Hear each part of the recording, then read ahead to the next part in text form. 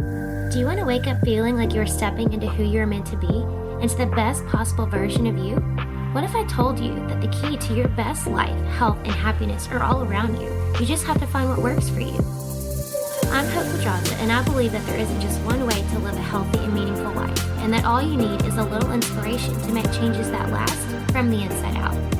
Each week, I'll be sharing tangible tips and inspirational interviews to help you on your journey. These are the steps to take to improve your life and live with purpose. This is Hopeful and Wholesome. Hey friends, welcome back to Hopeful and Wholesome. If you have been following this series, we've been diving into the connection between self-worth, productivity, and our health, and we are on episode 4, part 4 of the series. And today we're going to go even deeper because I want to go into a topic of one of the biggest missing links I feel in the healing equation, and that's the nervous system. And I've talked about the nervous system plenty of times on the show before, but I really want to tie it into this conversation around this series about worth and productivity and tying productivity to worth and your achievements, your accomplishments, and tie the nervous system dysregulation piece into that. Your nervous system, as you probably know, if you're listening or watching this, you know by now that it's the control center. It's like the control panel of your entire body. So it determines whether you feel safe, whether you feel energized, whether you feel calm or stressed or overwhelmed, or if you feel stuck in survival mode, which is the majority of the population, let's be honest. So if you've ever felt like no matter what you do, whether it's changing your diet, you try new supplements, you try new sleep regimen, that no matter what you do, you still have this underlying kind of anxiety bubbling under the surface, or this just exhaustion that won't go away, or feel like your body is just constantly pushing, like you're having to force yourself through, right? There's a reason for that. And it really has nothing to do with the willpower or the discipline to do the diet or the exercise or the meditations, right? It's not about trying hard enough. In fact, that is probably the reason that you are in the situation you're in, is from trying too hard, right? Let's just be honest. So by the end of this episode, I want you to really understand about the key parts about your nervous system, why your nervous system holds the key to your healing journey, the real reason why your symptoms aren't improving, may not be improving, even when you feel like you're doing, quote, all the things, you're doing all the right things.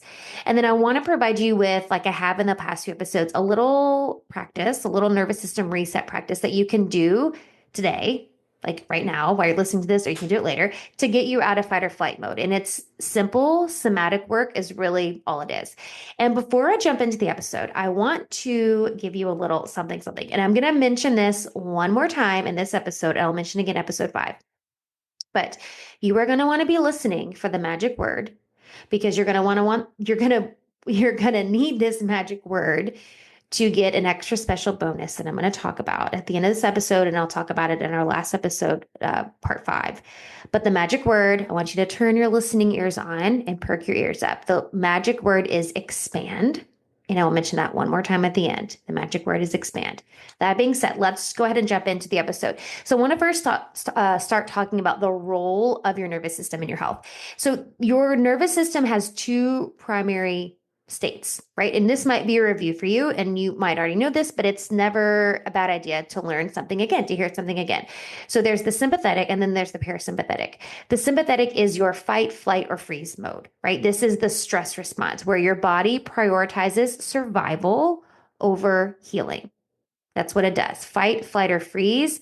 It is now going to push all other functionality in the body down, and it's going to prioritize keeping you alive to either freeze, fight, or flee the situation. Parasympathetic is the opposite of that. This is your rest and digest and heal mode.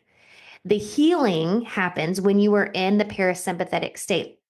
This is when your body repairs, when it's able to absorb nutrients, when it feels safe, when it's prioritizing digestion and reproduction and all the immunity, all the other parts of the body. When you are in chronic stress, whether it's from work, relationships, the environment you're in, trauma, or even stuck in these deep subconscious beliefs, which, yes, this keeps you in stress. Believe it or not, your subconscious beliefs keep you in this chronic state of stress. Your nervous system gets stuck in survival mode. So that means that your body is constantly preparing for a, quote, threat, right? It's focusing on a threat, potential threat. It's looking for like doom and gloom that's coming next instead of focusing on healing. It is physiologically impossible for your body to heal when it is in fight, flight, or freeze. When you are in the sympathetic state, physiologically, it's impossible. You will not heal when you're in that state. We have to get ourselves into the parasympathetic state in order for your body to heal. And this is why the nervous system piece is so crucial to the work that I do with my clients. And the to me, this the subconscious piece that we've talked about already in this series, and I've talked about it plenty of times on the show. The subconscious piece, those underlying beliefs, subconscious beliefs and thoughts about yourself and your situation, life, it just in general, all of these pieces are what keeps us stuck and what keeps us in this constant loop of looking for the next thing that's going to fix us. I go to the next practitioner. I try the next supplement protocol. I go to the next detox. I do the next meditation practice, right? Meditation and all the mindfulness practices are great, but it's still not getting to the root cause of why your nervous system is dysregulated. It can help you regulate. But in my experience, and I say this from personal experience, from my own body, and then working with dozens and dozens of women, these mindfulness practices can help can sometimes still be a band-aid is what I'm trying to say. Sometimes they can still be a band-aid because it's still not getting to the root cause, right? It's those subconscious beliefs under the surface that emotional, whether it's emotional trauma, that those stored emotions in the body, that's still causing the dysregulation. So we still, yes, we want to incorporate all the nervous system dysregulation pieces, which we're going to talk about today, but we still want to get to those subconscious beliefs. So how does fight or flight or fight, flight or freeze affect your physical health? If your nervous system is perceiving a constant threat, if it's perceiving constant stress, your body's going to react by burning through minerals. Magnesium, potassium, sodium, those are going to be the first to go. This can lead to fatigue, brain fog, digestive issues, bloating, right? That's just first and foremost. Second, it's going to lead to cortisol imbalances, right? Your stress hormone, cortisol, overproduction of cortisol. This can lead to weight gain, to anxiety, to hormonal imbalances. Not only that, but when we get into that state for too long, I've talked about that bell curve before, your body's going to produce a lot of cortisol. And at some point, it's your adrenals are going to get so tired of producing cortisol, it's going to come down on this other side of the slope. And now it's going to stop producing cortisol. Now you're deficient and dysregulated in a totally different way, right? So cortisol dysregulation just all the way around. It's also going to suppress, like I mentioned, if your body is in that fight, flight, or freeze, it's prioritizing that, like your heart beating and your lungs pumping air and your brain functioning, like the reptilian part of your brain where it just needs to survive. That's the only thing it's prioritizing. It's going to suppress digestion, detoxification, just basic hormonal function. So this is going to lead to things like bloating, food sensitivities, sluggish detox pathways. So now we're recirculating toxins and hormones in the body because detoxification it's not a priority anymore. So studies show, and I will say this, y'all, that did some research for this episode. So I'm about to come at you with some facts. So let me start here. Studies are showing that chronic stress can actually shrink your hippocampus. This is your brain center for memory and emotional regulation. It literally shrinks that part of your brain, making it harder to recover from stress and making it harder for you to be able to regulate your emotions. And this is why when we're in times of stress, we deal with things like memory issues and brain fog and short-term memory, and we can blame it on ADHD, or we blame it on ADD, or we blame it on, oh, I'm just getting older, or we blame it on, oh, my hormones are. It's chronic stress. That's what's happening. That's what's happening.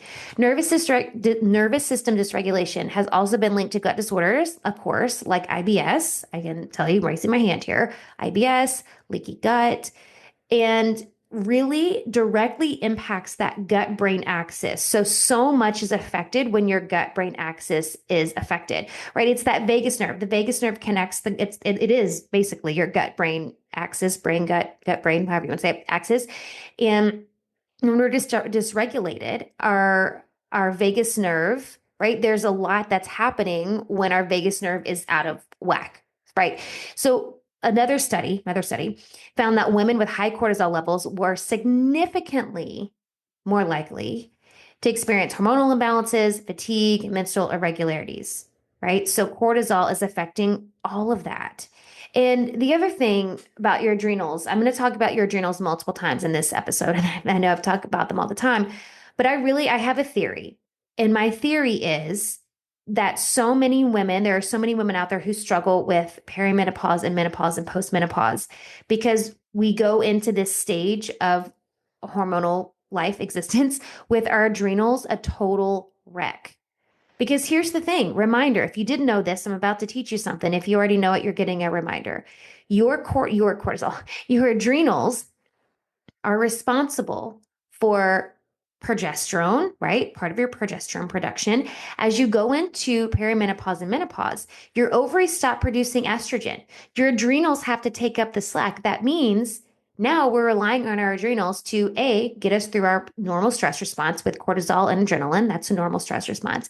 B, we're expecting it to help us with our progesterone production. And now we're also asking it, our adrenals, to help with estrogen production. What little estrogen we now can produce is going to be made with our adrenals. If you're going into that era of your life where your adrenals are like shriveled up to pieces and they're not functioning, what do you think is going to happen? Right? We're going to be struggling through perimenopause and menopause. So that's my theory. Let's take care of our adrenals is the bottom line, the lesson from that. So the the moral of the story with this piece, just bringing it home here, true healing doesn't happen until we are in that rest and digest state. It can't, again, it's physiologically impossible. It cannot happen when you're stressed. It cannot happen when you're in that stress response. Your body needs safety. Your body has to feel it. It's required. It needs safety to heal. And the safety starts with your nervous system. So, what are some signs? And I think there are some signs that we know of, but then there's some signs that we aren't really attributing to nervous system dysregulation. A lot of us are just walking around like a dysregulated mess every day. We don't even realize it. So if you're constantly feeling on edge, constantly feeling irritable on edge, like I mentioned before, it's kind of this like underlying anxiety feeling where it may not be like clinical anxiety, like having an anxiety attack. Why, of course, that can be a sign of dysregulation. That's an obvious sign, right? But the less obvious sign is kind of this over like again, you're just kind of waiting for that impending doom. Your impending doom meter is like, meh, meh, meh, like it's just waiting for it for no reason, right? There, we don't sense any impending, like there's nothing that we know is coming, but we're waiting for it. So you're constantly feeling on edge, constantly feeling anxious for that. Waking up exhausted, even after you got a full night's sleep, and you might have even had a good night's sleep. Felt like, oh, I slept all night, but you wake up and you're not rested. Struggling with bloating, struggling with food sensitivity, struggling with digestive issues that won't go away. We we're like, oh, we have a gut problem. Well, yeah, you have a gut problem because you have a nervous system problem, right? We need to address that. Feeling like you can't slow down without the guilt. This is a big one. We're going to dive into this here in just a second. And then dealing with things like hormonal swings, like mood swings, hormonal swings, irregular cycles, burnout. Maybe you miss your cycle altogether. All of these can be signs. So the polyvagal theory, and I feel like I've talked about this on the show a couple times, but I talk about this in a lot of my programs just because I want my clients to understand this. But the polyvagal theory explains that our nervous system is constantly scanning for threats even when none exist, right? We're just constantly looking for it. And it keeps us in this hypervigilant state. And that's what I was saying, that an impending doom meter is going off. It's like on all the time. And it's looking, you're just hypervigilant all the time. And you know what I'm talking about? You know that hypervigilant state where you're just on, you have to be on and you're on edge all the time. It's exhausting. It is such an energetic drain. Chronic stress has been shown to suppress immune function, increase your risk of infections, illness, chronic disease, autoimmune conditions, overall inflammation. All of this is happening from being in this hypervigilant state. So, I want to bring in a little story first before I go on to this next piece. So, I had a client last year, and she was my dear dysregulated client. So I'm going to call her my dear dysregulated client. And she came to me after years of struggling with a lot of things. I mean, it was a pretty extensive list.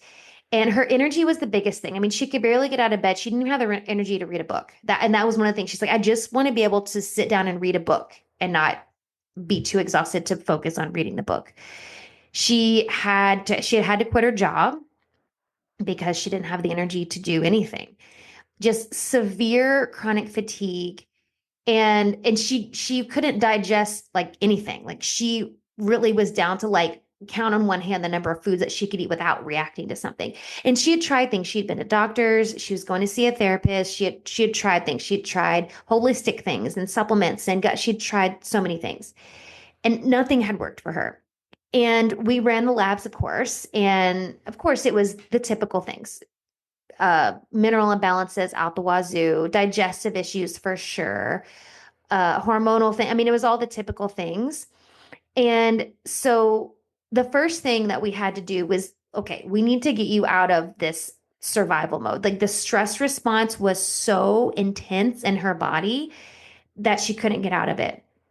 So the diet piece was the first piece, because that's the other thing about the being in the stress response and being in that kind of survival mode.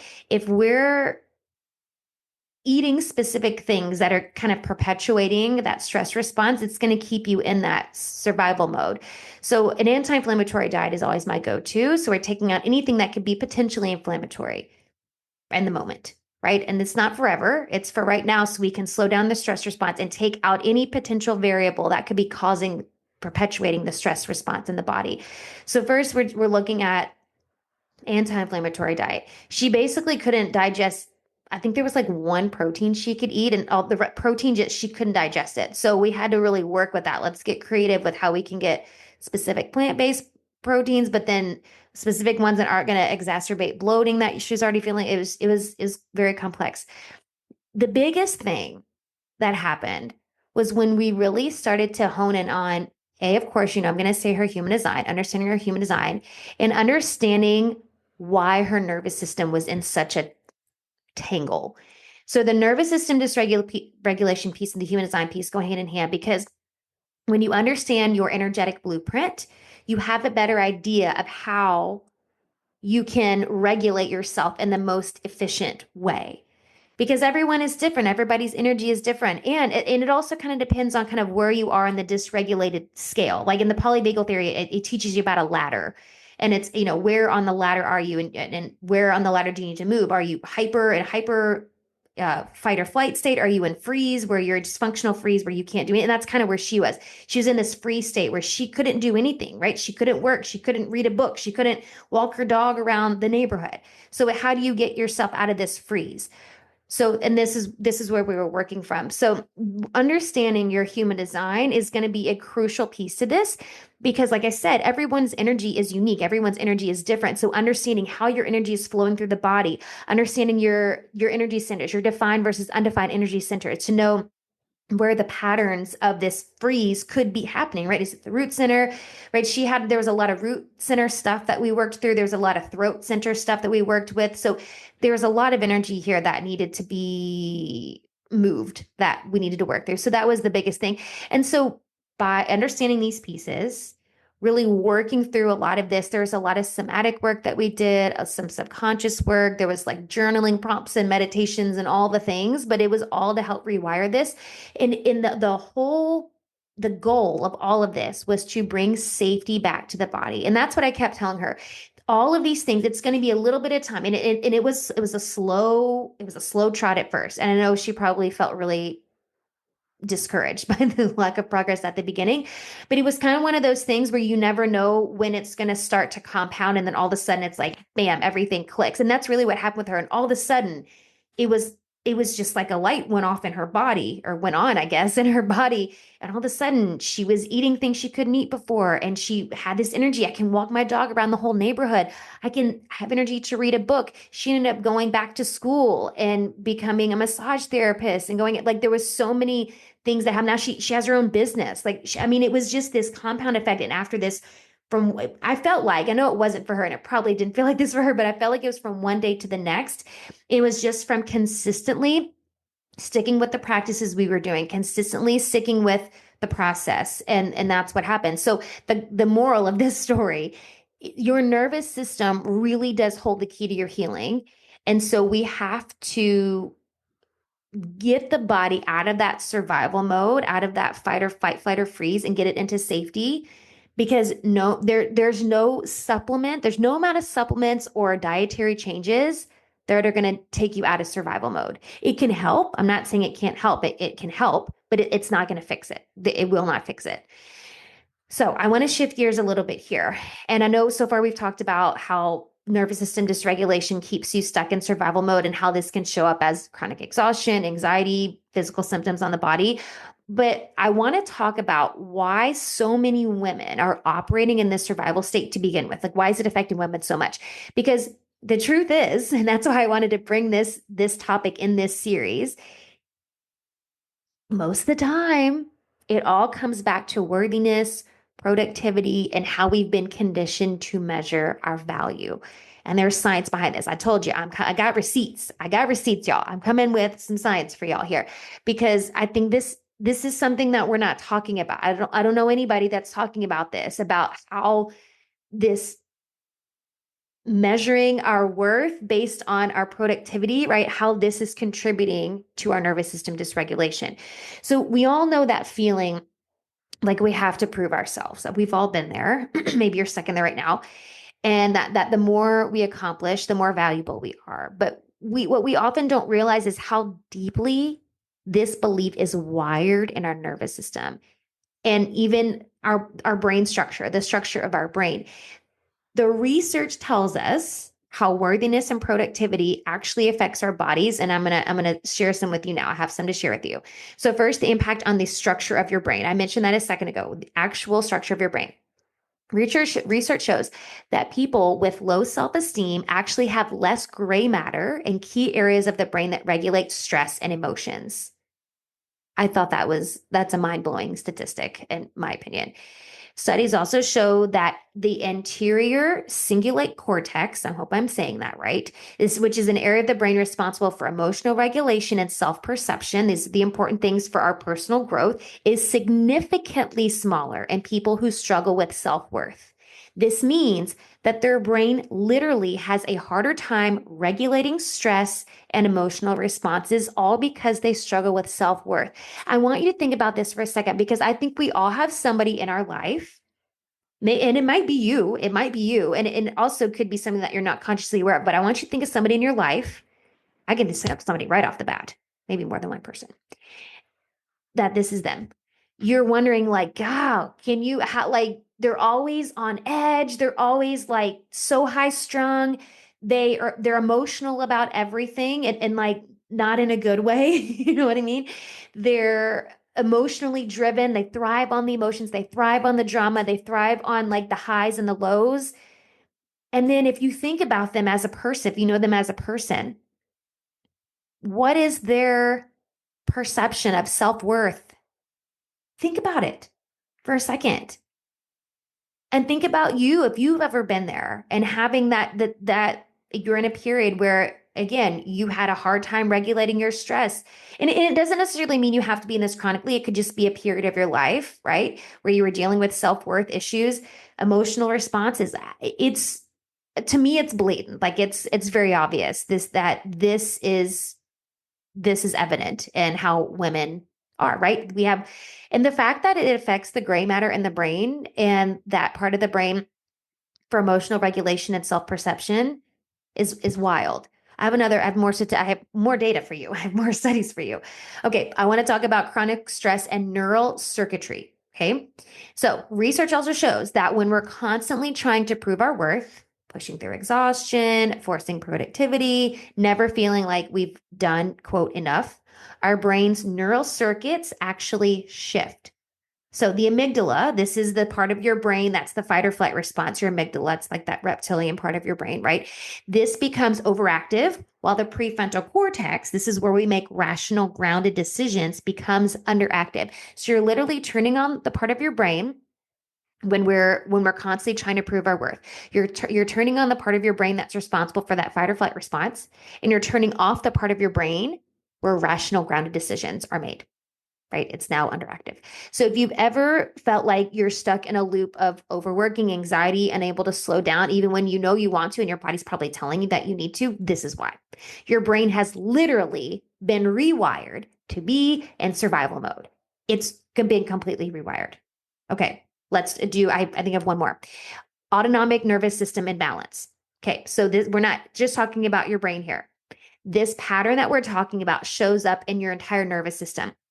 Studies have found that people who experience chronic work-related stress have imbalances in their autonomic nervous system, the part of your brain or the part of your body, not your brain, the part of your body that controls involuntary functions like heart rate, digestion, and hormonal regulation. Okay.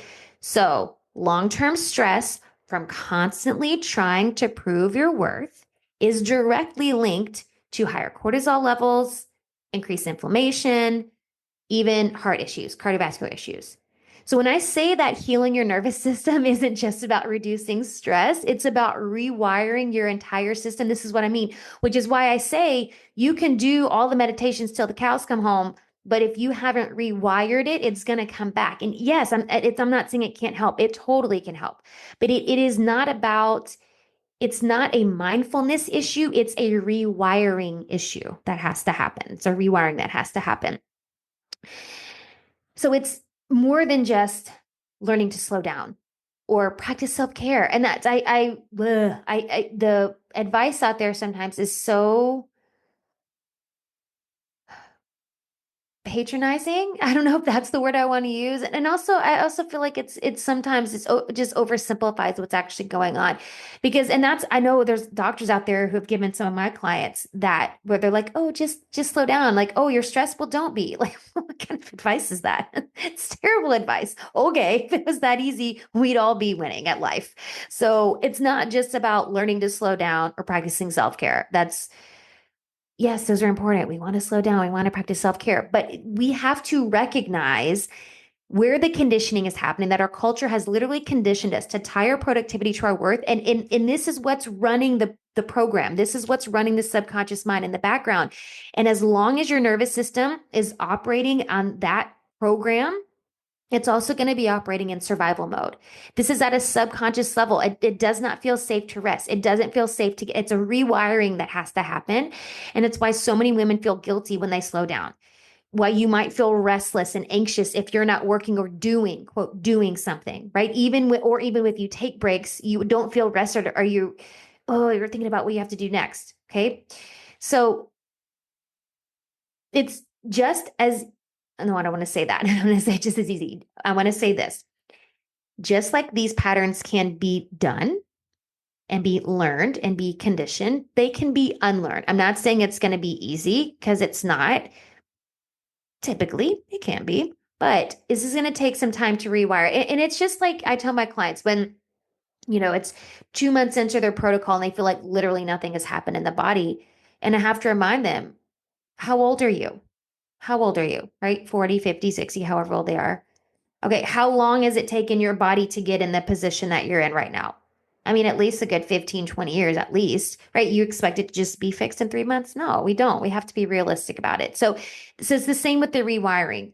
And keep this in mind, because the other thing is with a lot of these things that are wired in our bodies and in our brains, has been generationally implanted in us. So it is generations that have to be undone. Now, I'm not saying it's going to take generations to undo because you have the power to undo the generational programming that is in your DNA, 100%. You can teach your body new things. You can teach your body that you're worthy outside of what you do or you produce or achieve, and you can shift it.